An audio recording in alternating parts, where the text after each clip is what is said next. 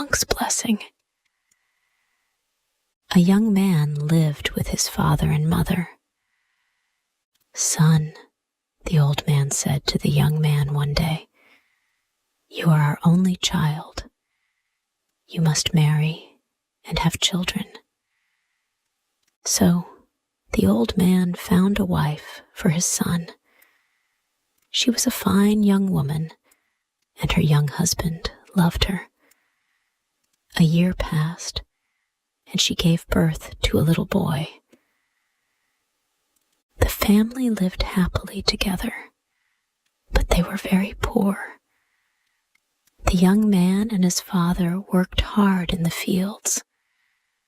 The young woman and her mother-in-law worked hard in the house, but they never had enough food to eat.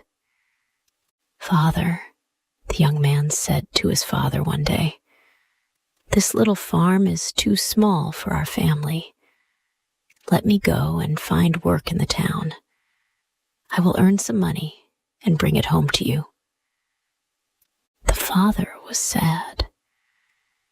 "You are my only child," he said, "and we need you here at home.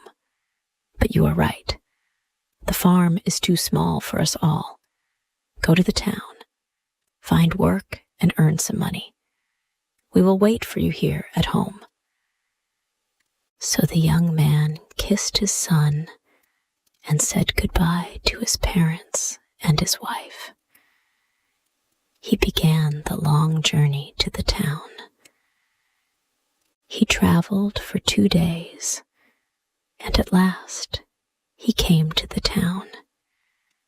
He stopped at the first big house and knocked on the door. A man opened it. "Is there work for me here?" the young man asked. "No, my friend," the man said. The young man walked on. He went to many houses and knocked on many doors. His question was always the same. "Do you have work for me here?" he said. The answer was always the same too. "No," everyone said. "There is no work for you here." The young man was tired now and very hungry. "What can I do?" he thought. "I must find work soon, or I will die." At last, he came to a monastery. He knocked on the door, and an old monk opened it. "Please, Father," the young man said, "let me work for you." "How long will you stay?" the monk asked. "For a few months only," answered the young man. "Then I must go back to my family." The monk began to shut the door. "Then I can't help you," he said. "If you work for us, you must promise to stay for a long, long time. If I don't find work today, I'll die of hunger," the young man thought.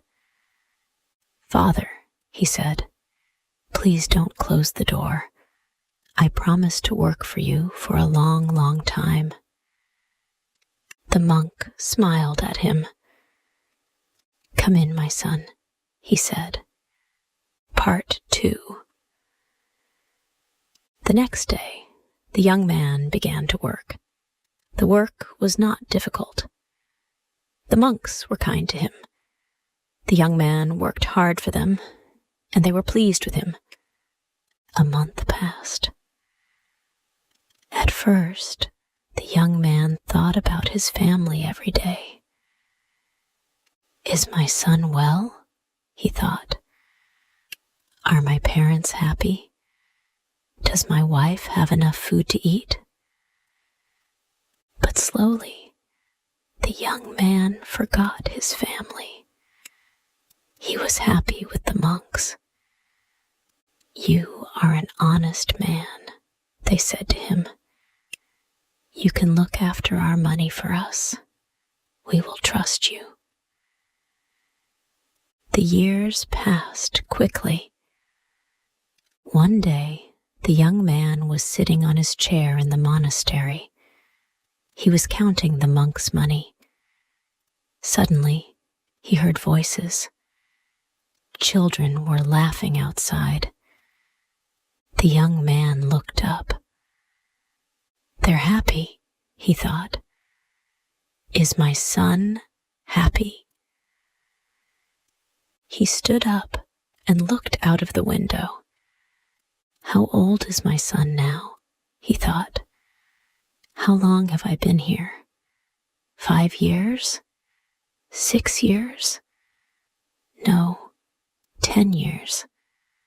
I've been here for 10 years. The next morning, the young man went to see the monks. "I've stayed with you for 10 years, he said, "and I've been a good servant.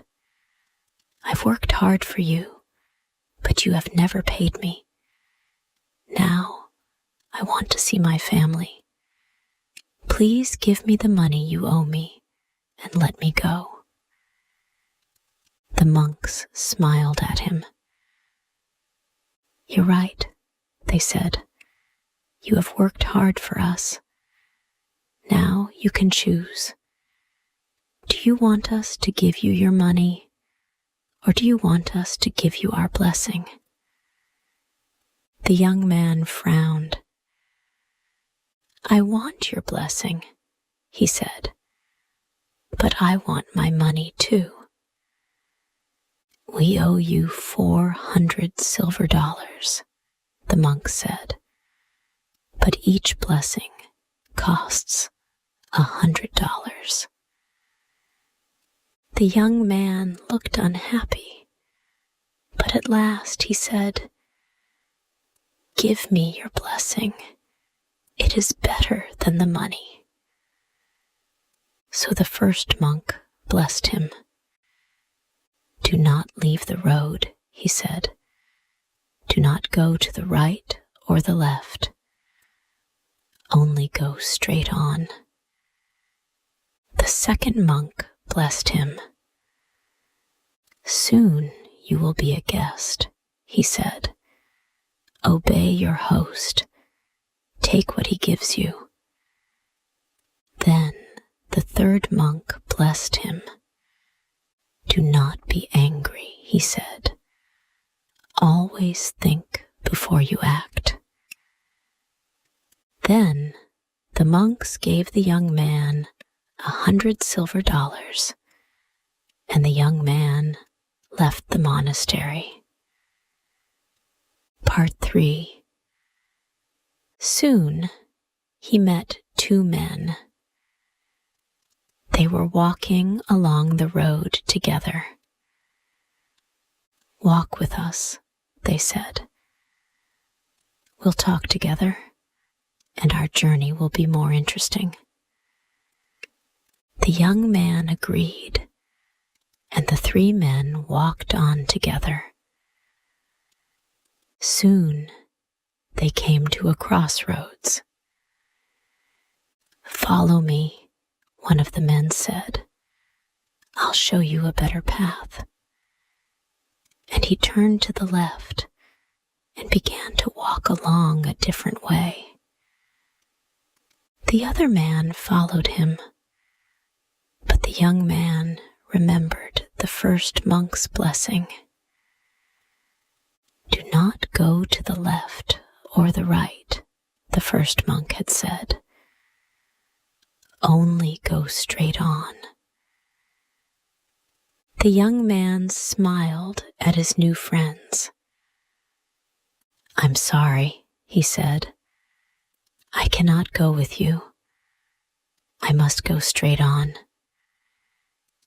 He said goodbye to the 2 men and went on down the road. He crossed the river and walked up the next hill. Suddenly, he heard shouts. He looked back across the river. He could see the two men. They were shouting for help. Robbers were attacking them. He wanted to go back and help his friends, but there were many robbers, and they were big and strong. If I go down there, they'll kill me, he thought. He was grateful to the monks. The first blessing saved my life. It saved me from the robbers, he thought. He went on down the road. He walked for a long time. He was hungry and thirsty now, and he was tired too. It will soon be dark, he thought. I must find a place to sleep. He looked round. He was in a wild place. There were no houses here. He was frightened of hyenas and leopards. He began to walk faster. It was dark now. I must find a place to sleep, the young man thought. Part 4. At last, he saw a light in the distance. He ran towards it. The light came from a little house on a hill. The young man ran up to it and knocked on the door. At once, an old man opened it. He had white hair, and he wore fine, white clothes. You are welcome. Come in, the old man said. The young man followed him into the house. Sit down, said the old man. Wait here. I will fetch some water and wash your feet. The young man felt ashamed. I can't let this noble old man wash my feet, he thought. The old man went away to fetch the water. Soon he came back. The young man wanted to take the water out of his hands. He wanted to wash the old man's feet, but then he remembered the monk's second blessing. Obey your host, the second monk had said. Take what he gives you. So the young man sat down, and the old man washed his feet. Then the old man clapped his hands, and a young girl came into the room. She was carrying a dish of delicious food. Feed our guest, the old man said to the girl. The girl did not move, and the young man saw that she was blind. The old man pushed her towards the young man. Feed him, he said again. So the girl fed the young man, and he ate well. Then he lay down to rest, and he slept all night. He woke up early in the morning. Thank you, he said to his host. You have been very kind to me, but now I must go on. The sun was up now, and the young man could see his host clearly. The old man did not look fine and noble now. His teeth were long and white and sharp. His eyes were small and cruel. Is he a man, or is he an ogre? The young man thought. You're lucky, the old man said. You didn't refuse my hospitality. I wanted to wash your feet, and you accepted. I gave you food, and you ate it. Many people have come to my house. They didn't let me wash their feet, and they didn't accept my food. I killed them all. He pointed to the ground. Their bodies are under your feet, he said. The young man was very frightened. But the girl, the blind girl, he said, why didn't you kill her? The old man laughed. I took her eyes, he said. I made her blind, and now she is my servant. I must go, the young man thought. I must get away from this terrible man. He is mad. Thank you. Goodbye. Thank you. God bless you, he said quickly, and he began to walk away. But the old man called him back. Wait, he said. I have something for you. He went back into his house and came out again. He was carrying a sack. Take it, he said. The young man took the sack and ran away down the road. The sack was very heavy. At last, he stopped under a tree and opened it. Dollars, he said. Silver dollars. He tried to count them, but he couldn't. There were too many of them. The monks saved my life again, he thought, and their second blessing has made me rich, too. He went on quickly down the road. My dear parents and my wife will be very happy, he thought. I can look after them well now. Part 5. He walked for a long time. The sun was high in the sky, and he was hot and tired, but he knew this road well. He knew the trees and the rocks and the little streams. He was nearly home. He came to a church by the side of the road. A crowd was standing there. They were watching an old man and a boy. The man and the boy were fighting. The young man felt very angry. What a wicked boy, he thought. He is showing no respect to that poor old man. He wanted to run up to the boy and beat him with his stick. But then he remembered the monk's third blessing. Do not be angry, they had said. Always think before you act. He turned to the woman next to him.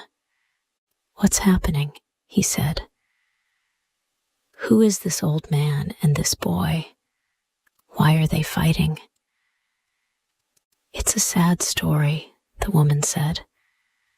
These people are very poor.